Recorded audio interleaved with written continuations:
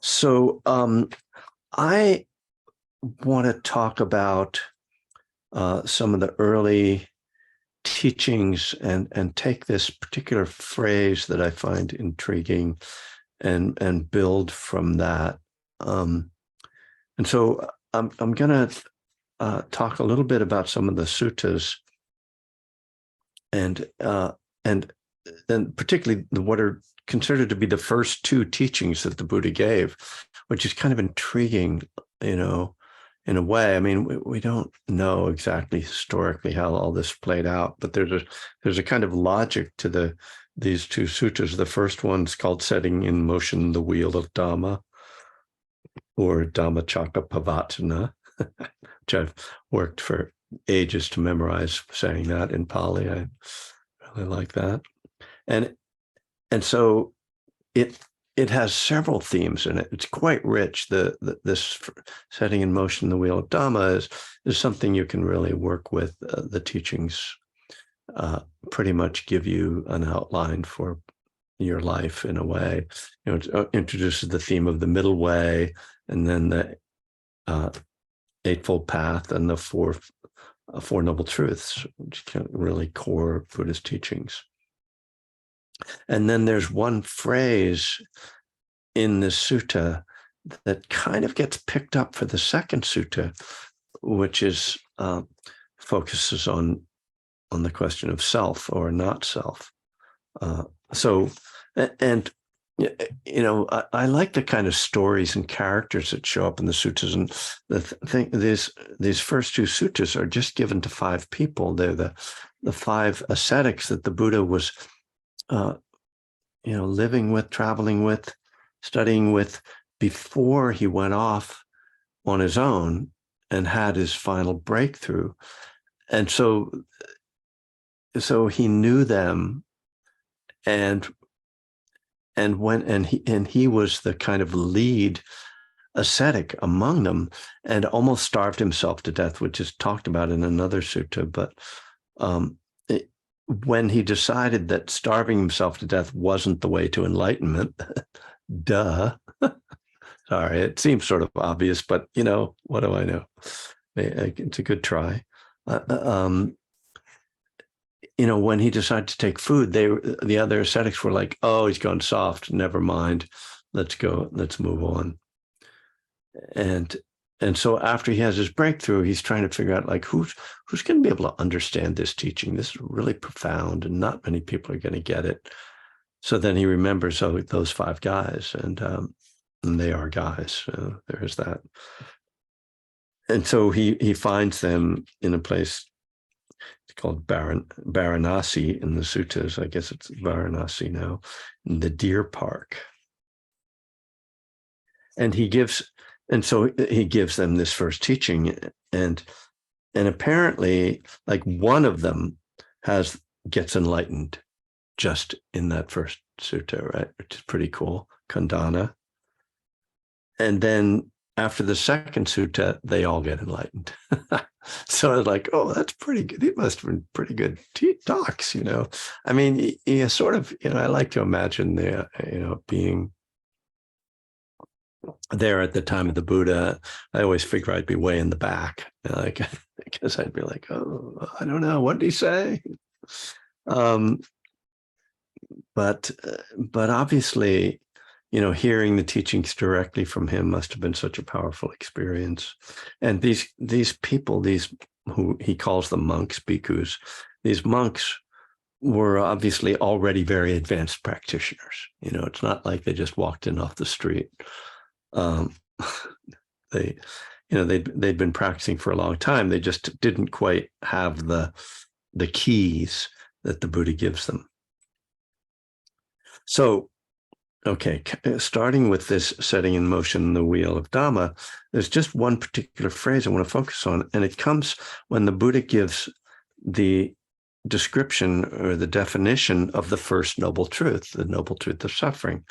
And a lot of this is very sort of, makes sense. Sure, we can all agree with this, where he says, birth is suffering, aging is suffering, illness is suffering, death is suffering, The only thing people sometimes will be debate about the birth part. They'll be like, but birth is really beautiful. And then I'm like, well, have you ever been to one? It's actually really difficult. So anyway, birth is suffering, aging is suffering, illness is suffering, death is suffering. Okay. I think pretty logical. Union with what is displeasing is suffering. Definitely don't like being with displeasing things. Separation from what is pleasing is suffering. Always sad. Not to get what one wants is suffering. Darn. Okay, but here's the phrase. In brief, the 5 aggregates subject to clinging are suffering. It's like after all of that, like very straightforward stuff, it's sort of like he's saying, just the easy way to think of this, or like briefly, the 5 aggregates subject to clinging or suffering. And immediately you're like, okay, what? Like the 5 aggregates subject to suffering. So that's kind of what I want to talk about. It's just such a funny little phrase. So to start with this word aggregates, we're always translating the Pali to get to these things. So it's a translation of the word in Pali, khandha. In Sanskrit, it's skanda. And, Bhikkhu Bodhi translates it as aggregates. One of the other translations, which I love, is heaps, just Heaps, heaps. So instead, aggregate sounds sort of more sophisticated and interesting, heaps, not so much. And so what are these heaps? There's 5 of them, apparently. The 5 heaps are form or our body, our feelings, our perceptions, our volitional formations, our mental formations, and consciousness. And the reason they are heaps or aggregates is that your body isn't one thing. It's a bunch of things that come together. It's a heap of stuff. It's an aggregate. Your feelings are not one thing. They're many different things. Your perceptions are not one thing. There's a bunch of things that are your perceptions, your mental formations, volitional formations, which that's one of the terms that maybe needs a little definition, but and not one thing. And consciousness, according to the Buddha, consciousness only arises with contact, with sense contact. So it's not one thing. So it's not so much that I want to define the 5 aggregates, but I'll do my best. But that's just really the starting point of this. So form is essentially our body, but from this next sutta, there is some implication it could mean just anything, any object, any physical object. But let's start by saying, in terms of being subject to clinging, we cling to our body, we cling to this is me. Feeling refers to the feeling tone, the first impression of any sense experience. So every time there's a thought, a sound, a sight, a taste, a smell, a touch, it's either pleasant, unpleasant, or neutral. That's kind of the starting point. It moves on from there, but this is a key idea in Buddhism because the pleasant triggers craving, the unpleasant triggers aversion, the neutral triggers falling asleep or non-attention. So it's really helpful to see those, and that's part of actually the foundation of mindfulness. But let's not get too off the track here. So feeling arises. When feeling arises, there is then something more to it, the content of it. We start to put a label on the experience, so we don't really pay attention to that much of the feeling. Like when you smell fresh baked bread, you don't think, oh, pleasant smell. You think, fresh baked bread. And that's the perception, because perception is labeling or naming based on our own memory of things. So I remember smelling bread. That's what it smells like, pleasant. And then mental formation, or the volitional formation, fits better with this. That, when you're walking by a bakery, you smell the fresh baked bread. Pleasant feeling, perception that it's bread. Volition is, I'm going into the bakery and getting some of that bread, right? So we see how this kind of plays out. And then consciousness is just the awareness of smell, which is, it's funny that it's the last one of the aggregates, but it doesn't really fall naturally in any place. But let me just say, to simplify this, because this is a teaching that you won't like, if this is the first time you've heard it, I don't think you're going to walk away with like the aggregates memorized, and it's not so important. For our purposes, it's enough just to say that the aggregates refer to body and mind. So the first aggregate is body, and the other four are your mind, your feelings, perceptions, mental formations, consciousness. Okay, that's just the foundation for what I want to talk about. Now we've got the basis here. So here we go. So these guys, I keep calling them guys, these monks, the Buddha, have been living, they're living together in this park. And every day, a couple of them will go into the village nearby and get food and then bring it back and share it with everybody. So that's the story about this time together. They didn't even all go on alms round, just a couple of them would. And it sounds like the Buddha was kind of just like teaching them the whole time. That's why they would just send like a couple people in, because they didn't want to like lose time. So I think these two suttas, even though it's said that they were given like 2 weeks apart, were probably not delivered as one chunk. They were probably just like sort of unfolded over time. But we're in this deer park, and we've gotten this teaching about the middle way and the Eightfold Path and the Four Noble Truths. We're starting to get this real great picture. And now the Buddha just brings up this whole other thing. He says, bhikkhus, which is the name for monks, form is non-self. So this is why I wanted to bring up the aggregates, because this sutta is actually it uses the aggregates as a way of building a story. Form is non-self. If form were self, form would not lead to affliction. And it would be possible to have it of form. Let my form be thus. Let my form not be thus. So typically, convoluted, strange way of saying this. But he's saying, your body is not you.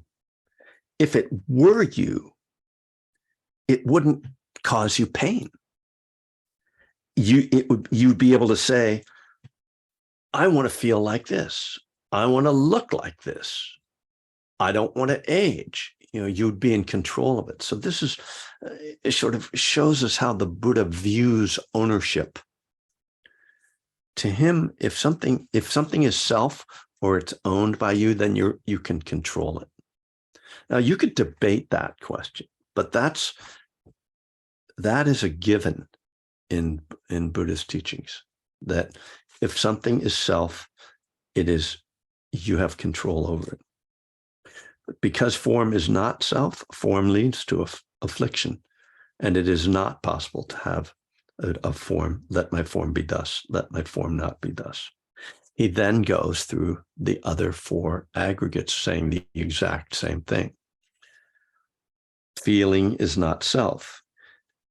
If feeling were self, it would not lead to affliction, and it would be possible to have it of feeling. Let my feeling be thus. Let my feeling not be thus. We can see, that'd be nice, right? I could control how I feel. Same with volitional formation or perception, volitional formations, consciousness. And so I don't have control over these things. And so I can't call them me. So let me step back a little bit, because he doesn't say this, but what we learn in other suttas is that, and the reason the Buddha says that that suffering is the 5 aggregates subject to clinging, is that the Buddha claims, and makes a pretty good saying, he has a pretty good reason to claim this, that it's these 5 things that give us the sense that there is a self.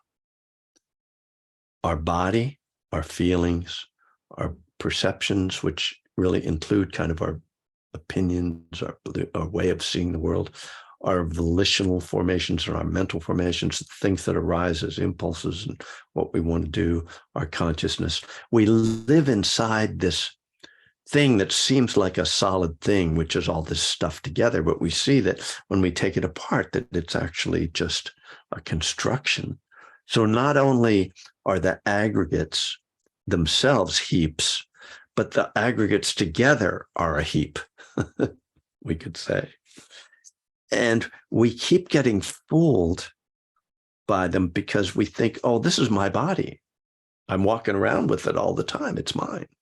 But the Buddha is like, not really. If it were yours, would you look that way? Would you feel this way? I'd be like, no, I'd have more hair. But anyway, so this is just like, it's the logic of the Buddha, which is quite interesting, the way he thinks.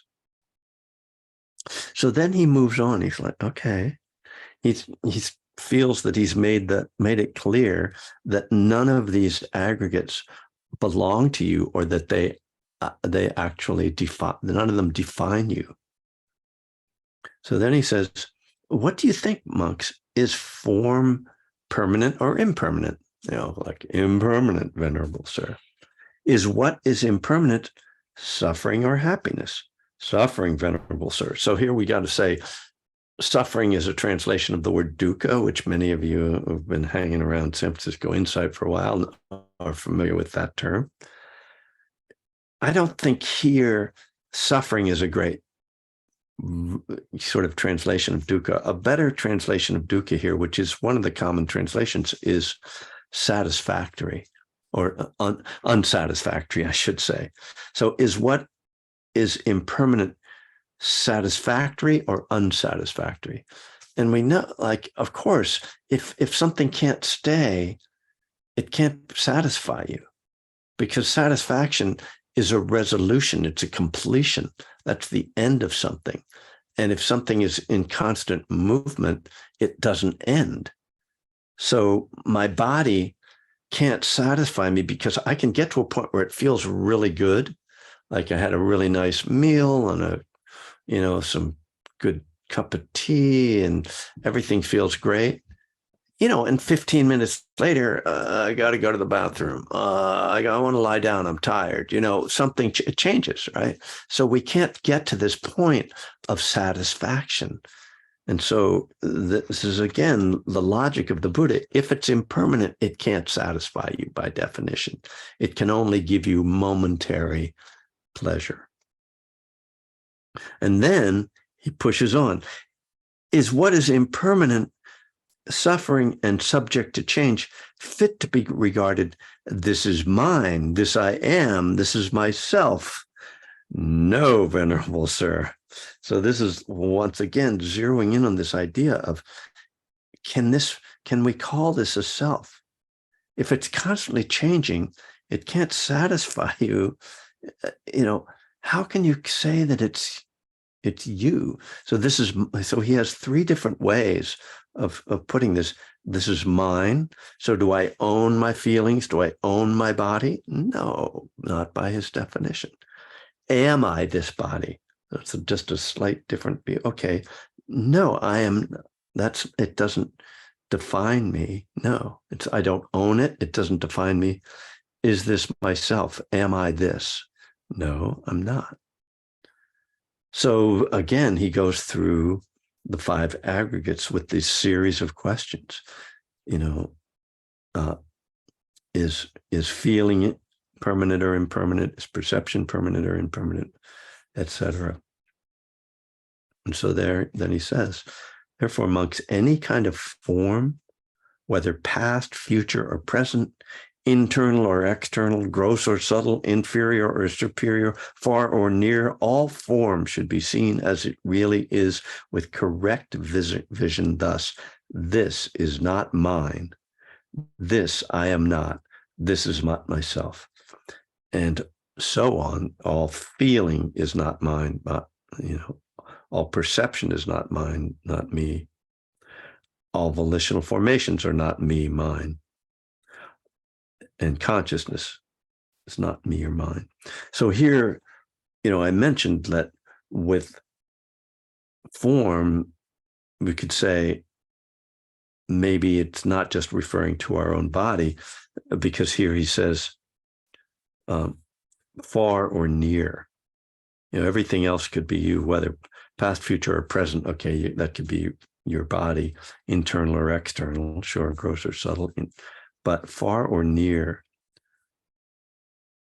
But then when you put that in with feelings, it doesn't really make any sense.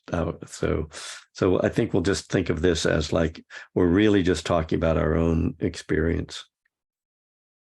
So this is how the Buddha builds this logic, of not self. It's one of the really kind of identifying teachings of Buddhism that's distinct from any other religion, as far as I know. And it's, it's a point that so often people get confused about. Oh, if there's no self, then, what am I here and who am I? But the way he breaks it down, I think, is, it has this internal logic that I find very compelling. Ultimately, though, if I can say ultimately, he's not really teaching this in order for people to come to a logical conclusion that there is not a self. He's really trying to have something change inside you, what we call transformative insight. He's trying through this process, and this is why one of the reasons we meditate, he's trying to get you to see this for yourself, to have insight, right? San Francisco insight, vipassana, to not just get it up here, but to feel it deeply in the heart, and to really start to live from this place that's like, oh, like this is an illusion, this idea of self. Thich Nhat Hanh talks about, let's see if I might have this quote nearby, but he says that he's talking about the insight into impermanence, which is, again, one of these key insights. He says that, understanding it logically is not really the point.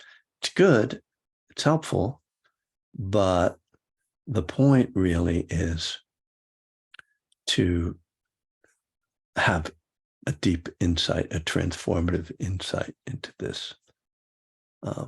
He says, he distinguishes between the notion of impermanence and the insight of impermanence. He says, when you are able to see the nature of impermanence, you'll begin to see the nature of non-self. So we can see that this is not just talking about an idea, the notion of impermanence. And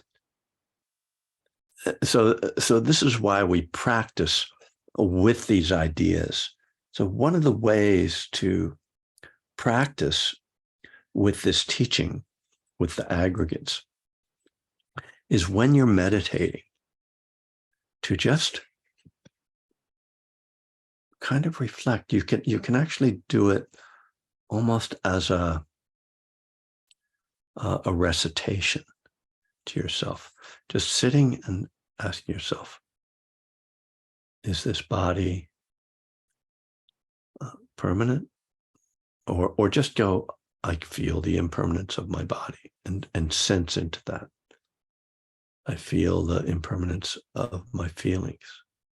I see the impermanence of the thoughts arising in my mind. Just sort of pointing to that. And, is this body right now, is it dukkha? Is it satisfying? Is it unsatisfactory? Are these feelings right now, are they satisfying?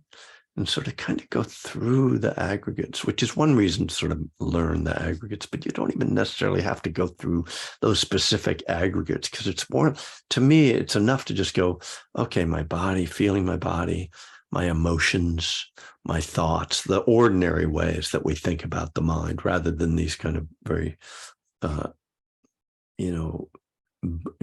early Buddhist view of mind. It's enough to just go, is this emotion me? Do I own this emotion? Is it mine? Does it belong to me in some way? And that's such an interesting question, right? To ask yourself, like, what is it about this emotion that I think that I own it? I didn't create it.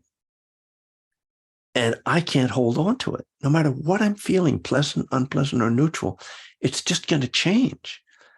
You get into a good mood. It's like, I want to really stay in this mood. I'm keeping it. Nope, you can't take this mood away. No way, right? That's only going to make it worse. So this is just so interesting, right? And then, like, is this my thought? Like, you have this thought, right? Like, I'm such an idiot. Like, I don't know if you've ever had that thought, but I've had it. So it's like, I'm such an idiot. It's like, oh, wait, is that my thought? Do I own that thought? Like, do I have to believe that thought? Which is, of course, another really good thing to ask. Do I have to believe this? Do I have to believe this feeling? Because our feelings are even more insidious in this way.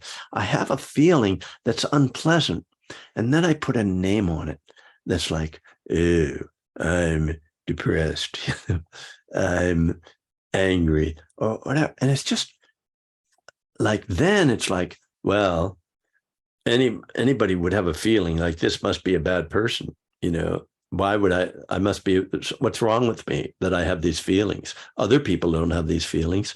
And we create this whole thing. It's like, wait, stop. What's true here? Like, words, images, ideas arose in the mind. A relationship to them happened, a belief or a non-belief. And then, but there's this whole package of it. Yeah, but it's me, isn't it? Descartes told me, I think, therefore I am. So that my thoughts must be me. It's like, oh God, what a thing to be bought into, right? And this is one of the wonderful things about mindfulness meditation, watching your mind. If you watch your mind, after a while, you realize, well, Westminster puts it best, your mind has a mind of its own. That's like captures it, right? Because you're not controlling it. Or, if these thoughts were mine, they wouldn't lead to affliction, because I would be able to say to my thoughts, let my thoughts be thus, let my thoughts not be thus. They're not mine. They're just these things that show up.